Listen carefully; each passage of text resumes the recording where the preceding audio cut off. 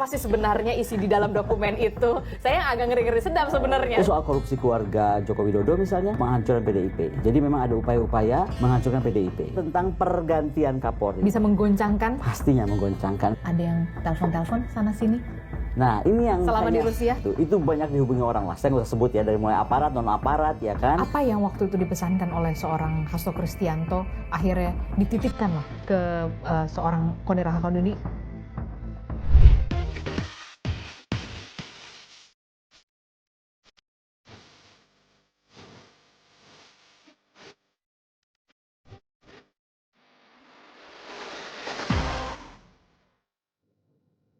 Halo, kembali lagi di On Point with Adisti Larasati. Ada beragam topik dan juga isu yang menarik untuk diperbincangkan di pekan-pekan terakhir ini. Salah satu yang kemudian mencuat adalah soal bagaimana seorang analis pertahanan, Koni Rahakundini, setelah dari Rusia kembali ke Indonesia dengan membawa dokumen rahasia yang selama ini ia pegang secara erat sekali di Rusia.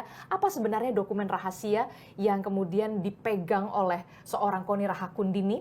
Dan ini kali pertama Koni Rahakundini berada di tanah air setelah dari Rusia dan langsung ke Indonesia dan akhirnya hadir di On Point with Adisti Larasati. Apa kabar Bu Koni? Kabar baik dan sedikit deg-degan. Kenapa deg-degan? Ketemu engkau nih, soalnya kayaknya pertanyaan bakal mengerikan. Enggak dong, tidak mengerikan. Apa sih sebenarnya isi di dalam dokumen itu? Saya agak ngeri-ngeri sedap sebenarnya. Bu Koni, selamat datang kembali di tanah air. Setelah berapa lama di Rusia? Loh, aku ini cuma liburan loh. Cuma liburan, nggak pulang ya. Ini dalam rangka liburan loh di jadi Indonesia? Liburan dan mengantarkan dokumen dan juga aku mau launching buku aku. Jadi aku tuh dikontrak menjadi guru besar di Rusia tuh selama 5 tahun. Dari 2024 hingga 2029 ya, 2028 ya akhir gitu. Nah, ya jadi setahun kemarin saya tinggal di sana itu status aku jadi guru besar biasa. Tetapi ini juga salah satu alasan aku pulang. Aku tuh berapa bulan ya, 2 bulan lalu ditetapkan menjadi distinguished professor. Dan menjadi distinguished professor itu adalah kasta tertinggi lah kalau di guru besar di Rusia, apalagi kampusku kan langsung di bawah Presiden Putin. Jadi di Rusia itu ada dua kampus besar yang di bawah Presiden. Satu kampusku, Saint Petersburg State University, usianya sudah 300 tahun, dan satu lagi Moscow University. Nggak main-main ya? Nggak main-main. Dan karena itu kan aku kan mendapat green card. Udah, kemudian ada beberapa file yang mesti aku urus di kedutaan besar Rusia di Jakarta karena aku masih berpaspor Indonesia.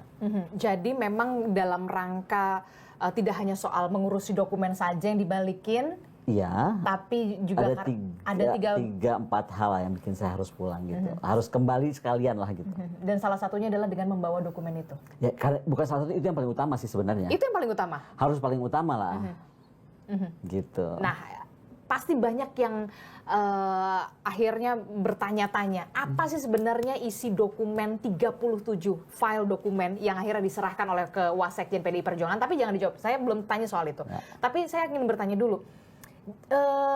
Anda kemudian ke Rusia, selama Anda di Rusia membawa dokumen rahasia itu, membawa dokumen rahasia itu yang diserahkan seorang Hasto Kristianto kepada Anda, dititipkan kepada Anda. Ada yang telepon-telepon sana sini?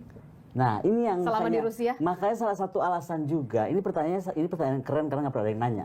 Jadi salah satunya itu yang bikin aku kesel gitu kan. Kenapa kesel? Adalah mereka tuh banyaknya nggak berani tanya aku. Lalu?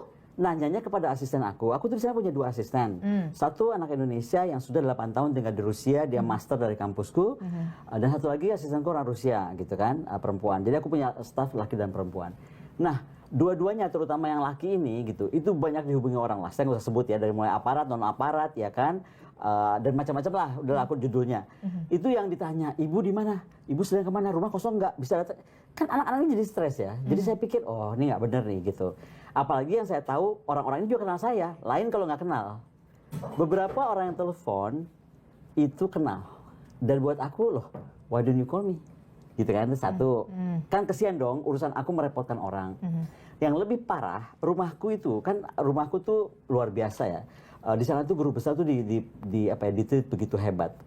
Kamarku tuh 5. Rumahku di tengah sebelah istana atau enggak sebelahnya, tahu ini enggak, Museum Faberge. So it's very in the center of the city, it's very beautiful. Nah, karena kamarku banyak, rumahku besar, kalau sahabatku datang ke Rusia, sahabat deket nih, aku masih suruh di rumah aja lah yang perempuan-perempuan dong. Udah di rumah aja, rumah gue oke banget, tuh tinggal ke Faberge, tinggal Ngapain ke... mesti di hotel? Ngapain di hotel, lu tinggal kemana? Percaya nggak sih, begitu 1-2 hari di rumah, dia upload aja foto, langsung DM-nya diserbu bermacam-macam orang. Mempertanyakan juga dokumen, apa segala. Kan apa sih ini gitu loh, aku pikir kok jadi aneh ya. Udah kayak gitu lah. Itu juga salah satu yang bikin aku pikir oke deh kalau gini caranya gitu. Tapi pada saat itu Bu Kony ketika Bu ada telepon dari ini, Ibu nggak mencoba untuk nelpon balik atau? Loh, nggak aku usah? bisa aja telepon, tapi sekarang gini, kalau mereka pejabat loh ya, ada beberapa pejabat bisa telepon staf aku yang mereka nggak pernah kenal dalam hidupnya, orang anak ini 8 tahun tinggal di Rusia. Kenapa mereka nggak bisa kontak aku langsung yang mereka sering berinteraksi? Once aku malah coba telepon, saying something gitu. They pretend they don't ask anything. Ya gue juga pura-pura bego aja. Jadi lucu kan. Nah itu juga membuat aku, kok kayak gini ya caranya gitu. Berarti ya ada apa ya? Ada mulai gelagat-gelagat gejala-gejala. Gejalanya tuh nggak enak ya. Maksud aku nggak enak tuh gitu kan. Aku orang yang terbuka banget ya. Aku nggak juga bawa apa sesuatu yang berbahaya atau bakal ngapain gitu kan. Aku cuman begini, sebagai sahabatnya Hasto gitu kan, Sekjen PDIP, saya tuh merasa ketika dia menceritakan bagaimana status dia waktu itu, dia udah bisa baca kan, bahwa dia tuh akan diapakan secara dipolitisasi lah, kalau kita boleh menggunakan kata dipolitisasi. Kemudian itu dari Mas Hasto. Belum lagi kawan-kawan saya yang di aparat, yang saya pernah viralkan juga di salah satu podcast. Saya bilang, Mas lu tuh diem, gue udah diperintahin untuk lu diem, kalau enggak lu pasti langsung masuk. Semua yang saya khawatirkan terjadi kan. Nah, sekarang dari sisi Mas Hasto, of course karena dia punya dokumen yang dia pikir itu adalah menjadi apa ya, kartu truf kalau ya. Jadi terus dia mungkin percayakan ke saya. Cuman mesti saya luruskan di sini dari awal ya. Tidak hanya saya. Ada enggak. Ada di Mas Andi Wijayanto, which is Gubernur Remhanas, so trustful person juga dong gitu kan, dan dekat dengan PDIP. Jadi gini loh, walaupun saya itu dekat dengan Mas Hasto, saya mengagumi sangat Ibu Megawati, saya menganggap beliau tuh tokoh bangsa atau ibu bangsa yang harus menjadi guru saya ya gitu kan. Apalagi saya pengagum Soekarno gitu. Jadi itu membuat saya dekat dengan PDIP gitu kan. Tapi bukan berarti saya PDIP kan. Gitu. Tapi ini udah merah loh. Nah, saya selalu pakai merah. Saya selalu pakai merah. Kalau begini caranya saya merah aja. Kadang kan ada komunikasi yang tidak harus diucapkan gitu. Gitu ya. Jadi ini apa dong, mengucapkan apa di dalam merah? Kalau ini banyak dong, ya kan, macam-macam. Untung nggak orange. Kalau orange Hanura loh. Tapi kemudian apa yang dipesankan pada saat itu kepada seorang Kony Rahakundini? Jadi jadi Mas bilang gini, kan waktu gini, sebelum waktu aku mendapat offering pindah dan jadi guru besar Rusia, aku kan minta izin ibu. Jadi aku tuh mutusinnya bingung ya, apa berangkat nggak ya? Ini soal kesempatan besar. Menjadi guru besar di Indonesia susahnya setengah mati lah. Pusing aku sih ngeliat politik kampus. Jadi aku pikir ini ada penawaran besar dari kampus internasional dan kelasnya dunia gitu ya. Jadi saya bilang sama ibu saya berangkat nggak? Ibu bilang berangkat, ini sebuah opportunity, berangkatlah aku kan. Di tengah itu memang aku sering pulang pergi kan, ada beberapa urusan juga. Jadi ada beberapa urusan saya tuh ke Indonesia sebentar, seminggu atau 10 hari gitu. Nah, satu hari itu yang Mas Hasto bilang, kon bisa ke DPP nggak? Ke DPP dan apa namanya, aku mau nitip sesuatu lah gitu. Dan dititipkanlah aku dokumen-dokumen itunya apa Mas? Aku bilang itu kan. Pertama tuh hanya 32 dokumen. Hanya 32? Pertama 32. Tapi kali kedua saya datang yang jelang saya berangkat dengan Ibu Mega ke Vatikan dan ke umroh itu loh, Maret kemarin. Ditambahkan 5, jadi total tuh 37. Itu ditambahkan berarti menyusul kemudian? Iya, menyusul kemudian. Sehingga makanya waktu saya menotariatkan pun 2 etape kan. Etape pertamanya etape untuk 32, yang keduanya untuk 5. Apa yang waktu itu dipesankan oleh seorang Hasto Kristianto akhirnya dititipkanlah ke seorang Kony Rahakundini, ini terlalu berbahaya atau bagaimana, atau sebenarnya apa gitu? Dia bilang gini, Kon, kamu tahulah keadaan politik seperti sekarang, seperti ini, saya nggak tahu siapa aja bisa menghilangkan bukti apa saja. Padahal ini kan bukti-bukti penting lah tentang kita bernegara kan, karena kaitannya sangat high politik gitu. Jadi aku titip deh, katanya, kalau kamu di Rusia kan aman, tapi aku pikir-pikir Mas, dengan kan waktu serah terima tuh juga ada tim hukum. Jadi bukan kon titip nih. Bye. Enggak 4 mata ya berarti? No. Tidak ada 4 ada Pak Roni Talapesi, ada 2 staf PDIP, ada 1 staf aku. karena saksi kan, terus Mas Hasto, dan itu langsung secara formal, legal. Makanya ketika semua masyarakat seolah memaksa, Bu Kony, kalau memang cinta NKRI buka aja. Halo, apa kabar? Aku ada perjanjian kalau aku tidak boleh mengedarkan, mengumumkan, memberitahukan, and so on and so forth, termasuk mengcopy, tanpa izin pemilik. Tanpa izin pemilik. Which is Pak Hasto dong. Makanya mau orang ngapain juga, kan katanya nuduh, katanya aku halu, itu dokumen fiktif. Ya biarin aja kamu ngomong apa ya, gue lebih tahu apa yang terjadi. Gitu. Karena memang kenapa tidak sampai disebarluaskan kalau kata nanti bisa jadi gonjang-ganjing dan segala macam, karena memang ada perjanjian. Ada perjanjian, kalau aku langgar kan aku melanggar banyak hal. Bisa kena pasal-pasal, aku juga ngerti kan, aku juga belajar hukum lah paling nggak sedikitnya. Kalau gua jual gimana ceritanya, bisa aja kalau gue jahat kan gue jual aja gitu. Jadi sultan ya. Jadi sultan. Emang satu orang aja bisa beli 3 jet pribadi, gue juga bisa kalau masih. Terus oke, kan tadi Bu Kony mengatakan semuanya bukan empat mata, ada hitam di atas putih, ada saksi dan segala macam. Sampai akhirnya apa yang membuat Bu Kony ketika balik lagi ke Indonesia beberapa hari ini begitu kan akhirnya menitipkan dokumen rahasia itu 37 itu kepada Wasekjen PDI Perjuangan yang saya nggak tahu nih masih bisa tidur nggak tuh? Kayaknya lumayan nggak bisa tidur. Oke, gini, satu seperti saya sampaikan, ada tekanan-tekanan yang buat saya bilang, oh ini kok nggak fair gini ya. Ada tekanan apa? Ya kepada anak-anak saya itu, lingkar saya itu, tamu saya itu gitu kan. Enggak ada tamu dari Indonesia yang cuma liburan 2 minggu langsung stres. Mbak, kenapa gue ditanya macam-macam tentang dokumen lu gue stres gitu kan. Itu yang aku nggak suka satu. Tapi lebih kepada ketika saya melihat Mas Hasto ini bukan cuma masalah hukum tapi adalah politisasi hukum. Kita bisa lihat itu berbeda ya, tapi saya kan komunikasi dengan Pak Ugro Seno, saya melihat berita-berita, menurut saya ini kayaknya maksa banget lah urusan Mas Hasto ini, masalah yang udah ingkrah dan lain-lain kok bisa, itu saya nggak mau bahas masalah hukumnya, tapi saya akhirnya melihat, oh oke, ini sangat politis. Kasus Mas Hasto ini nggak murni hukum, oke? Lalu saya berpikir dia di mana di penjaranya kan, ditahannya, di gedung KPK. Oke, saya tanya gimana caranya nengok Mas Hasto kalau saya pulang, nggak bisa, yang boleh menengok hanya istri dan keluarga terdekat. Kardinal kemarin sempat bisa tapi dengan surat resmi dari mana gitu. Aku bukan kardinal, nggak mungkin lah nemuin Mas Hasto kan. Nah, jadi aku pikir gimana ceritanya ya nih kalau kayak gini. Aku punya dokumennya, nggak bisa itu. Yang kedua, ketika kami baru pulang dari Vatikan kan nggak lama tuh Mas Hasto mengeluarkan video yang bajunya ungu bicara soal KPK kalau nggak salah. Itu aku langsung dipanggil Ibu ke Teguh Umar bersama Mas Andi. Hari apa? Begitu itu pas siangnya keluar. Siangnya keluar nih, rame kan di media. Kita ditelepon, merapat. Nah, merapat. Bersama Mas Andi Wijayanto. Kamu, saya tahu kamu pegang dokumen ini karena Hasto bilang. Dari mana nih keluar? Ibu tanya kan. Enggak dari kita berdua karena kita memang nggak boleh kan, nggak izinnya beliau. Jadi ya udah Ibu bilang pokoknya mulai sekarang nggak usah, maksudnya jalankan aja sesuai perintahnya Mas Hasto. Kalau tidak beliau izinkan bicara jangan bicara gitu. Tapi yang video tadi siapa yang keluarkan? Bukan aku, bukan Mas Andi juga gitu. Nah disitulah saya yakin bahwa Mas Hasto nggak cuma saya berdua, pasti ada pihak lain dan pasti PDIP. Iya dong, pasti ada dong. Jadi backup satu di Rusia, backup satu lagi di Mas Andi, backup satu lagi di PDIP. Apa yang kemudian pertemuan itu kan pasti berlangsung lama bersama dengan Ibu Ketua Umum PDIP. Oh saat itu sangat berlangsung lama dan berhari-hari karena saat itulah Mas Hasto kan ditetapkan. Jadi itu adalah detik-detik tidak mudah. Dan saya kagum pada Ibu. Kekhawatiran saya kan kalau partai sebesar PDIP, kemudian sekjen itu kan tangan kanan Ketua Umum ya, ditahan, itu kan pasti goncang lah partai itu. Makanya saya salutnya pada Ibu tuh, saya soalnya ada di sana ya, sekitar 1 jam setelah pengumuman udah pakai baju orange, langsung Ibu mengeluarkan pengumuman. Sekjen di tangan saya, jadi saya merangkap Ketua Umum dan Sekjen. Dan disitulah kelihatannya keren banget ya, emang jadi leader tuh. Harus punya jiwa pemimpin dan tenang. Ibu tuh nggak ada emosi, nggak ada apa, cuman agak tertegun gitu kan. Dia biasa kan kalau beliau tertegun, beliau sedang kontemplasi dengan atau berdialektika dengan ayahandanya kan. Gitu. Tidak ada terlihat emosional atau apa? Ada lah pasti ada, tapi tegar kan. Makanya contoh perempuan tegar tuh ya harus dari Ibu Mega. Biasa memang.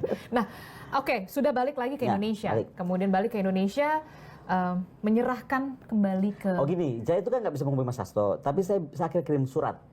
Karena saya tahu saya mesti pulang, urusan tadi kampus yang saya diangkat guru besar luar biasa itu, dan lain-lain. Jadi saya bilang saya akan pulang ke tanah air dan saya akan bawa dokumen ini karena udah bingung saya mau ngapain dengan dokumen ini kan. Pertama, Pak Hasto di dalam. Kedua, Ibu melarang kami bicara. Yes, saya belum nggak cerita tuh soal anak buah atau lingkaran saya diganggu, saya nggak mau mengganggu pikiran beliau. Jadi saya bilang... Jadi baru dibuka di sini? Iya, baru dibuka. Nah, enggak dong, di Instagram saya Oh, ya udah. oh enggak dong, enggak ya, soal anak buah itu enggak dibuka. Oh, baru di sini? Enggak dibuka, iya. Dia sendiri yang bingung. Nah, jadi terus akhirnya aku tulis surat lewat orang PDIP, saya bilang, Mas Hasto saya mau pulang, ini serahkan kemana? Saya akan serahkan ke Pak Roni saja. Dan dijawab oleh Pak Hasto, By surat itu? by surat, di suratnya juga darurat lah, kayak Surat tulisan ada nggak sih? tangan surat tangan, iya. Ada yang difoto itu? Oh nggak boleh dong, itu pribadi dong sifatnya. Oke, oh nggak bisa Gimana di-spill sih? juga ya. Maunya di-spill aja.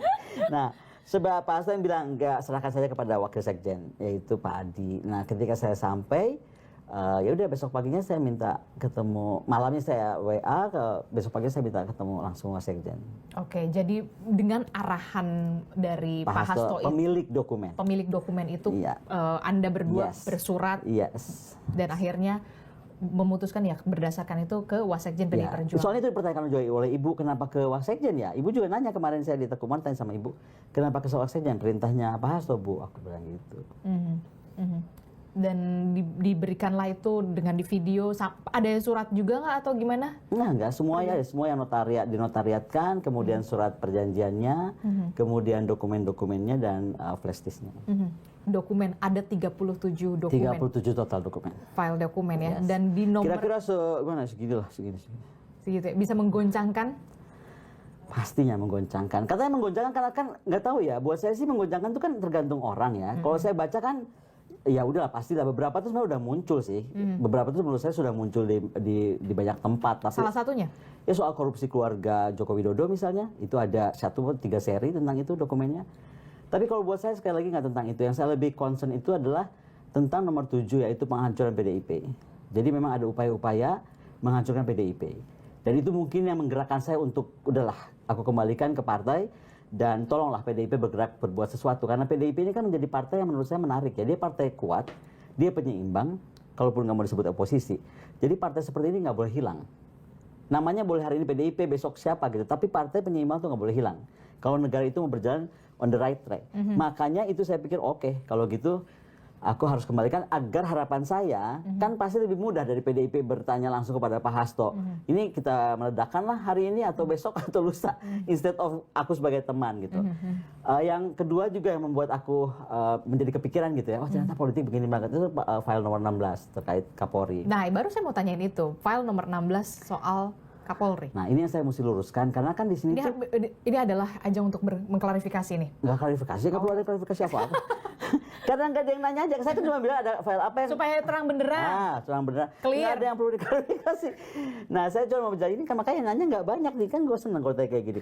Jadi itu adalah file tentang pergantian Kapolri. Pergantian Kapolri. Jadi ternyata Kapolri untuk niat-niat pergantian Kapolri itu ternyata sudah sangat berjalan secara high politik gitu. Nah, dokumen itu menyatakan tentang itu. Gitu. Dan itu yang buat saya deg-degan, oh ternyata gila. Ada apa masalahnya dengan Ya nggak boleh diomongin dong, nanti gue ditangkap. Jadi ditangkap Pak Roni setelah pensi. Jadi pokoknya intinya tentang pergantian Kapolri, bukan Kapolri ada apa-apa nih. By the way Pak Kapolri, tenang-tenang aja Pak Kapolri, it's nothing really special. Okay. Tapi ternyata ada pergerakan politik, high politik untuk pergantian Kapolri. Gitu. Ada apa di balik pergantian itu? Nggak usah kita bahas. Nanti tanyakan saja kepada Sekjen PDIP, namanya Mas Adi. Wasekjen PDI Perjuangan. Saya sudah tidak lagi memiliki file dan sudah saya serah terimakan dengan formal. Oke, apa respon yang diberikan oleh seorang Wasekjen PDI Perjuangan ketika, nih gue titipin dokumen yang selama ini gue bawa bahkan sampai ke Rusia, bahkan anak-anak gue di teleponin dan segala macam? Enggak apa-apa, karena kalau Pak Wasekjen kan mengerti posisi saya tidak lagi bisa berkomunikasi mudah dengan Pak Hasto sebagai pemilik. Kemudian kedua, saya menjadi guru besar luar biasa, artinya saya kan dapat green card.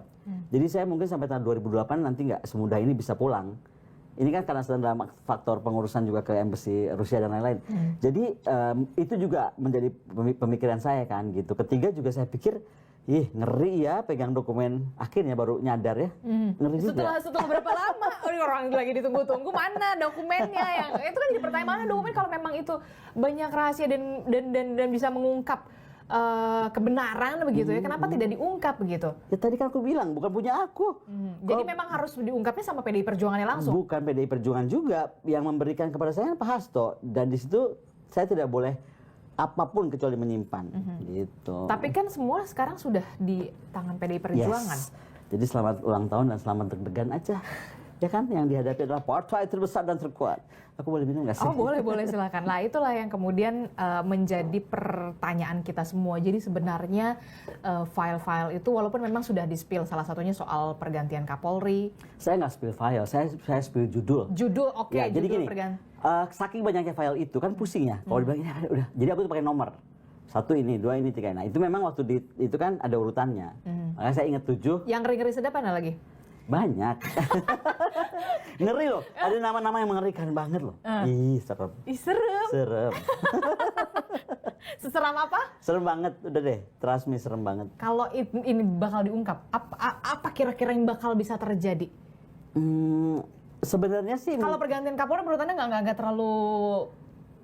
kalau pergantian Kapolri mungkin kalau saya cuma bisa melihat begini ya. Kalau lihat dari saya nggak mau spill isi ya, tapi seolah-olah ada tarik-tarikan kubu high politik tentang Kapolri dipertahankan dan Kapolri harus diberhentikan, ya kan? Karena aspeknya adalah kalau Kapolri terlalu lama menjabat Kapolri, apa dampak positifnya? Ada loh, ada dampak positif, nggak bisa juga kita bilang enggak. Misalnya masalah perintah dan hubungan itu mungkin akan semakin mudah karena mereka sudah saling kenal dan lain-lain lah. Bagaimana birokrasi akan lebih, ya. Tapi juga ada faktor negatifnya. Negatifnya kalau sampai terlalu lama adalah kehilanganlah kesempatan adik-adiknya dan lain. Itu normalnya. Tapi yang nggak normalnya itu yang tadi saya bilang konstelasinya mengerikan. Nah jadi tentang Kapolri itu nggak terlalu berat lah. Cuma lebih kepada ternyata pergantian Kapolri ini pemain-pemain penggeraknya tuh ini gitu loh kira-kiranya. Gitu kan. Nah tapi kalau yang tentang bagaimana PDIP akan dihancurkan itu serem. Karena penyusupan gitu kan terjadi. Terus banyaklah hal-hal yang mengerikan lah gitu. Dan ternyata terdeteksi gitu. Rapat-rapat di mana, jam berapa, siapa gitu, melibatkan siapa aja, tokoh-tokoh bangsanya gitu. Di jalan apa, nomor berapa. Itu ada semua. Termasuk penyusup-penyusup itu? Termasuk penyusup dan pengkhianat. Apa ya namanya kalau gitu? Ya pengkhianat lah. Kalau kita menjadi anggota partai, saya nggak pernah jadi anggota partai, tapi kalau saya perhatikan ADART PDIP kan jelas ya. Ketika kita menjadi anggota itu kita jadi kader. Kader itu setia kepada ketua umum. Jadi kalau kita nggak setia kepada ketua umum, ya atau membelot ya kalau bukan pengkhianat. Berarti ada itu nyata? Ada nyata semua. Dan Anda tahu itu siapa? Tahu. Jadi kadang-kadang kalau lihat orang ini, oke deh gitu. Warawiri di media. Vander Warawiri. Oh iya? Yes. Hanya 1 orang, 2 orang, 3 orang? Ada top berapa 5? orang, tapi ketika saya sampaikan kepada ibu langsung bilang, saya tahu. Saya sudah tahu. Ibu tuh kan matanya juga, kalau saya aja punya, kalau saya punya dokumen dengan mata yang banyak dan menjadi dokumen, apalagi seorang ibu bangsa Megawati Soekarno Putri dan kupingnya lebih banyak, tangannya lebih banyak, matanya lebih banyak kan pasti. Gitu. Jadi ketika saya sampaikan ibu, tidak terlalu terkejut. Iya, ini dia menariknya seorang ibu tuh ya. Nggak pernah terkejut. Gue juga heran, ibu tuh tenang banget ya. Tenang. Itu yang aku mungkin mesti belajar ya. Aku orangnya kan gedebak-gedebuk gitu ya. Oh, ini yang mesti belajar. Jadi tenang dan terus kepala dingin, berpikir panjang, sabar. Ibu tuh bilang sama saya tuh, kalau kita lagi terbang, kamu tuh mesti cuma belajar 1, sabar. Jangan terlalu mau terburu-buru menyelesaikan masalah, karena semua tuh harus dipikir. Holistic approach. Gitu. Jadi makanya ngejar-ngejar dokumen itu hati-hati, nggak semudah itu. Kalaupun aku mau, belum tentu boleh sama ibu. Kalaupun aku mau nekat misalnya gitu, belum tentu boleh. Ada berapa? Kan kita nggak nyebutin nama. Ada berapa? 5, 10? Nama-nama besar itu. Di yang file nomor 3 itu sekitar 5 orang. Kau tahu ini cenayang nih kayaknya misalnya. Top 5 kan aku bilang top 5 kan, top 5. Di file nomor 3 ada sekitar 5 nama besar gitu. 5 nama besar di tubuh PDI Perjuangan? Enggak. Di Di belantara perpolitikan, high politika Indonesia. Berarti bukan hanya di PDI Perjuangan, itu di luar PDI Ini kan nggak tentang PDI Perjuangan. File-file ini kan tentang tadi macam-macam. Jadi memang itu tidak di dalam tubuh PDI Perjuangan, tapi di luar itu. Ya, Top tapi 5 di itu. dalam sistem pemerintahan. Di dalam sistem pemerintahan. Dan memegang peran strategis. Ya mungkin peran strategis atau dana strategis saya nggak tahu ya. Bisa juga kan? Dana strategis? Bisa juga kan, aku bilang gitu. Bisa juga aku nanya, kalau Kalimantan tanya. Oke, baik. Gak termancing juga. Oke, kenapa kemudian, itu tadi kenapa ke Wasekjen, kenapa nggak ke Roni Talapesi? Kan saya udah bilang sama Mas Hasto, Mas saya serahkan ke Pak Roni kan, Pak Hasto bilang enggak. Itu Alasannya kenapa? nggak saya tanya, kan nggak bisa surat-suratan. Ayo, Gini. Benar. Soalnya Pak Hasto itu, kalau saya tadinya mikir beberapa kawan saya yang di penjara itu kan bisa WA-an. Saya punya banyak dulu teman politik yang di penjara kan, bisa WA-an biasa aja. Pak Hasto nggak bisa. Nggak bisa, makanya saya juga frustasi mau komunikasinya. Udah kayak laki lu, mesti hampir kayak laki lu. Kalau laki lu kan nulis surat sekarang, sampainya anaknya udah 10 tuh. Aku nggak sampai begitu juga sih. Cuman kan capek dong. Kita kirim surat sekarang, nanti bahasanya 2 minggu gitu. Kayak atau di zaman kapan ya, Say? kayak zaman kapan kan capek. Capek deh nunggunya gitu. Saya mau keluarkan file nomor 7 misalnya kan. Jawabannya nanti udah lewat, udah harusnya file nomor 4 kan nggak lucu gitu. Oke. Apakah ini akan dikeluarkan satu persatu oleh seorang Hasto Kristianto setelah ini selesai, atau kemudian nanti akan dikeluarkan oleh PDI Perjuangan atau bagaimana? Nah saya kan nggak bisa mewakili PDI Perjuangan, saya nggak bisa mewakili juga Pak Hasto. Saya belum sempat lagi, saya lagi usahakan untuk bertemu Pak Hasto. Sedang. Karena saya juga ingin tahu ini gimana gitu kelanjutannya. Terutama tentang beliau ya. Saya sangat concern tentang beliau, karena saya sendiri melihat banyak hal nggak fair lah terjadi gitu. Dan dia ada tekanan juga nggak sih? Aduh kalau Pak Hasto capek deh, suratnya ngomong gini, baik-baik aja saya, dan saya akhirnya menikmati bagaimana caranya kita tuh untuk menegakkan sebuah kebenaran itu, seperti Bung Karno tuh sudah melewati ini semua, saya tidak ada apa-apanya. Ini aku bilang jangan kelamaan, jangan kebetulan lu bukan Bung Karno. Oh, itu dia curhat juga di situ. Bukan curhat, dia mah nggak pernah curhat. Dia lagi tulis waktu dia habis nulis eksepsi Iya, itu yang eksepsi. 27 halaman. Jadi tulisannya udah nggak kebaca, apaan sih nih gitu kan. Kon lu mesti maafin gue ya, tulisan gue kayak gini. Gue udah habis menulis 27 halaman pembelaan gue gitu. Jadi surat itu yang kayak tulisannya kok kayak tulisan Mas Hasto bukan, tapi ya tulisan dia. Dan itulah yang kemudian tadi ini soal pergantian Kapolri. Ya. Salah satunya. Ada soal pergantian Panglima TNI? Nggak ada soal TNI itu. Sama sekali. TNI sama sekali nggak ada. Kenapa nggak ada ya? Nggak tahu, tanya Mas Hasto tanya sama aku. Ini kacau juga. Oke, jadi itu pergantian Kapolri, kemudian soal... Nah mungkin kalau soal pergantian Panglima nggak ada, karena Panglima berganti-ganti kan. Memang sudah sewajarnya. Kan dari zaman Pak Kapolri ini kan dari zaman Pak Hadi, Pak siapa lagi, Pak Andika, Pak Yudo, Pak Agus, mungkin itu ya, aku nggak tahu. Iya. Jadi nggak ada. Tapi clear aku di situ. harus aku senang ini ditanya, karena tadi juga Kapolri nanya nih, gue kenapa Kapolri gitu kan? Nggak apa-apa Pak, nggak apa-apa Pak, cuma soal pergantian Bapak. Jadi nggak ada yang gimana-gimana ya. Panglima clear Panglima nggak disebut sama sekali. sama sekali. Iya, aku berharap malah ada Panglima soal undang-undang TNI. Apa sih nih gitu kan? Nggak ada, padahal itu aku pengen tahu sih. Itu dia. Nah, apa yang pada saat kemarin Ibu Koni ke Teguh Umar, selain soal tadi Anda menyebutkan ada beberapa nama dan segala macam, beliau juga tidak terkejut dan segala macam. Apa ada pesan khusus nggak yang disampaikan oleh? Enggak, ibu itu bergeraknya by sistemnya, itu yang makanya kita lihat. Begitu saya dipanggil, langsung semua orang-orang PDIP, Wasekjen semua dipanggil, udah langsung tanyakan ini sekarang di mana, terus kita mau apakan, ada di mana sekarang posisinya, amankan gitu. Udah, kalau saya cuman oke, saya sudah tahu, terus ibu cuman bilang bahwa ya of course terima kasih saya sudah menjaga dokumen itu baik-baik kan, nggak sama sekali saya bocorkan gitu. That's it. That's it. Yang kedua ya ibu, kami berdiskusi karena kemudian Mas Andi juga datang. Gini ya, ini saya pribadi ya, bukan ibu. Saya cuma melihat bahwa ini ibu waktunya memang setahun ini kan betul-betul go internasional. Ibu diundang ke Vatikan, bertemu Pope sebelum meninggal, diangkat menjadi advisor untuk sekolah 1,5 juta sekolah Katolik seluruh dunia. Kemudian diminta oleh WA menjadi salah satu pemisi perdamaian Timur Tengah. Nah kami kemarin akhirnya nggak lama bicara soal dokumen, rapat dengan Mas Andi tentang ibu akan segera berangkat untuk menetapkan bagaimana perdamaian Timur Tengah. Karena mungkin saya itu salah satu yang sepakat dengan apa yang disampaikan Bu Puan ya, karena nggak semua orang juga ada seperti Bu Puan. Tapi Bu Puan itu benar, orang Gaza itu tempatnya di Gaza. Jadi ide untuk membawa ke Indonesia tuh nggak sederhana itu, akan sangat kompleks. Apalagi kemarin saya ketemu juga Mas Andi bawa ahli teroris. Dan dia menceritakan bagaimana kalau sampai kita memberi kesempatan orang-orang Gaza tinggal di Indonesia dengan angka yang demikian besar, tanpa sistem pengamanan yang lebih ekstra, itu akan menghidupkan sel-sel lone wolf. Jadi makanya dengan ibu mempercepat proses, kan ibu nih kalau nggak salah koordinasinya salah satu waktu itu dengan Pop juga, tapi kan Pop sekarang sudah almarhum. Jadi dengan beberapa petinggi negara dunia ini memang akan mempercepat perdamaian Timur Tengah.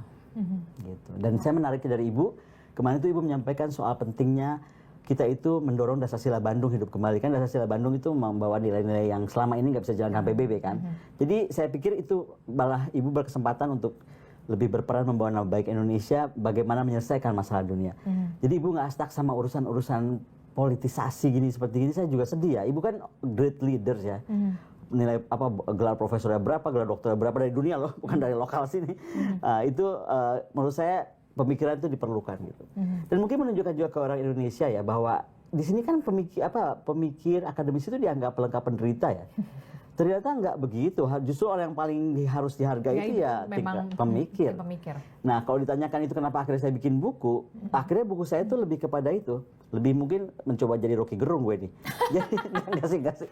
Aku lebih mau bikin buku gini, bagaimana membangkitkan peradaban dengan melahirkan negara yang berkesadaran. Karena negara kita sudah nggak sadar, sedang fainted semua. Mau pemimpinnya, mau tentaranya, mau polisinya, mau rakyatnya, mau anak mudanya. Menurut aku ya, bisa aja aku salah. Tapi that's what I see, makanya aku bikin buku itu. Bangkit dari ketidaksadaran. Bangkit dari ketidaksadaran. Bernegara. Tidak ada soal itu. Berat banget buku ini kayaknya. Iya, makanya pusing saya jadinya. Dokumen rahasia aja udah pusing gitu. Tapi ya itu tadi, banyak juga kan yang menanti gitu ya, netizen, pasti. maksudnya kan kalau kita mau menyelamatkan NKRI ini, ya buka aja belak-belakan gitu. PDIP, kalau menyelamatkan NKRI, buka saja lah. Boleh ya kalau ngomong gitu? Tetap aja berarti. Ya, dokumennya udah nggak sama aku, gue mau ngomong kemana dong, ngomongnya ke PDIP. Tapi Anda yakin ini? Tapi banyak yang bilang jadinya begini, beranggapan, oh ya udah buka aja deh ini, jangan ketika Mas Hasto ini sudah masuk ke ranah hukum, sekarang pengadilan dan segala macam, jangan nih buat bergen politik nih. Nah, inilah kita hidup dalam masyarakat yang tadi nggak tahu berkesadaran. Jadi nggak boleh kita tuh bernegara dengan suuzon. Harus usnuzon. Gini ya, beda level kita ngobrol di warung kopi, ketika buka aja, banci lu kok takut banget. Sama kita di level pemimpin yang bisa ngukur, kalau aku bikin A, akibatnya akan 1, 2, 3, 4, 5, 6, 7, 8, 9, 10. Kalau saya bikin B akan begini. Kan kalau pemimpin banyak pertimbangannya. Banyak dong. Kalau saya jadi ketua umum PDIP, mungkin dari kemarin-kemarin gue ledakin pusing banget. Ya nggak sih? Toh buka aja kan bisa aja gitu. Kan enggak. Biarnya sekalian gitu kan, biar kebuka. Nah, itu bedanya dari pemimpin apa enggak. Ini soalnya Ibu Mega bukan Zelensky yang menghancurkan rakyat untuk kepentingan pribadi. Enggak. Kita mesti paham dari situ juga. Bukan karena bergening politik. Bergening politik apa? Mas Hasto udah diambil? Kalau bergening politik Mas Hasto nggak masuk dong. Nggak dikuyo-kuyo seperti begini. Sekali lagi aku ngomong kuyo-kuyo karena aku ketemu beberapa saksi yang bilang bahwa itu bukan uangnya Pak Hasto dan orang yang dipaksa untuk and so on and so forth lah. Saya nggak sengaja kan ketemu gitu. Aduh, saya pikir saya nggak akan sekali lagi masuk ranah politik, terserah itu putuskan, bukan ranah saya. Tetapi saya sebagai temannya melihatnya kayaknya ini ya. Dan banyak ya polisi kawan-kawan saya juga yang bilang, aduh ini udah politik banget lah gitu. Mereka nggak mau lah. Atau jaksa atau panitera yang, aduh nggak mau lah, terlalu politik ya. Apa artinya? Ya memang politik kan. Tapi nggak bisa berbuat apa-apa. Nggak bisa berbuat apa-apa. Apa yang nantinya akan dilakukan PDIP? Itu yang jadi pertanyaan kita semua. Mau saya buatkan jadi dengan Ibu Ketua Umum? Itu juga kan. Tapi oke lah. Apa yang ada di benak seorang Koni Rahakundini setelah nih gue serahin yang sudah diamanahkan kemarin dititipkan dari Mas Hasto, akhirnya gue serahin lagi nih ke. Apa yang dalam seorang Koni Rahakundini Bakri? Buku saya aku percepatkan keluar. Karena waktu aku baca-baca dokumen itu, lahirlah perasaan aku bahwa loh, ternyata kebalik ya, bukan negara ini membuat peradaban, tapi manusia yang beradab yang harus memimpin negara. Nah, waktu itu tuh aku bikinnya itu masih awal kapan lah, ceritanya tadi kan, aku bilang, di Saint Petersburg pemandangannya indah, gue bikin. Begitu ini makin kesini, aku percepat betul, dan itu kenapa, nanti aku undang ya. Makanya aku mau bikin betul-betul, kalau bisa sebelum saya pulang, udah saya bisa launching. Karena udah ditulis dalam setahun ini sih sebenarnya, cuman epilog dan prolognya mungkin saya banyak buat pendalaman gara-gara kasus-kasus terakhir di tanah air. Gitu. Dan dokumen ini, rahasia ini yang Anda sudah baca itu betul-betul menginspirasi juga? Menginspirasi, karena ternyata running negara itu tadi, yang paling penting itu adab. adab semuanya, adab rakyatnya, adab pemimpinnya. Jadi banyak hal disalahgunakan gitu tentang konsep berkepemimpinan jadi salah gitu kan, mencari pemimpin caranya salah, gitu. Itu semua kan akhirnya kita bicara tentang civilized country or civilized people or leaders with uncivilized gitu. Keren kan? Jadi ini kesana akhirnya mau kemana? Mau teriak-teriak juga saya siapa? Gitu. Oke. Saya nggak tahu Wasekjen PDI Perjuangan gimana nih? Udah telepon? Nasibnya, nasibnya sedih. Begitu kemarin masuk, aduh Mbak Koni, gue langsung ditelepon seluruh dunia katanya gitu. Oh iya? Iya, semua orang minta Dia waktu curhat ketemu. apa? Nggak curhat, cuma kan harus lapor. Harus lapor kepada ibu. Bu, saya ditelepon A, B, C, D, E, F, G, diundang ke sana ke sini gitu. Ya udah Mas Prananda langsung sampaikan, ya temuin aja gitu. Wow. Saya nggak kebayang sih kalau pegang itu bisa tidur atau enggak. Bisa, aku bisa tidur. Ya kan, bukannya di Rusia yang udah jelas-jelas. Ya nggak bisa tidur asistenku sih. Oke, terakhir, kalau dapat menggambarkan dari 37 dokumen itu dengan 3 kata. Jangan pernah terulang. Jangan pernah terulang. Harganya terlalu mahal karena yang akan kita korbankan itu negara. Yes. Di dalam 37 itu jangan pernah terulang. Ini masuk sisi kelam sejarah nanti di Indonesia. Bisa sangat. Kita akan masuk ke hybrid regime. Jadi demokrasi atau perjuangan dulu para pahlawan itu akan sia-sia. Kita akan masuk kepada hybrid regime state, kemudian fair state. Pasti. Separah itu? Iya dong. Separah itu. Kalau nggak saya nggak hadir di sini, Bu. Thank you. Terima kasih. Koni Rahakundini, analis pertahanan. Terima kasih kembali. Telah bisa akhirnya perdana ke sini. Perdana lah. Oke, terima kasih. Itu tadi bagaimana obrolan saya dengan seorang analis pertahanan Koni Rahakundini yang memang banyak sekali dicari pada saat itu di Rusia, sampai mungkin Indonesia lagi dicari-cari juga, tapi ya sudah diserahkan dokumennya. Nanti kita akan jumpa lagi di episode selanjutnya yang lebih menarik. Tetap bersama kami di On Point with Adisty Larasati. Sampai jumpa. Thank you ya. Thank you.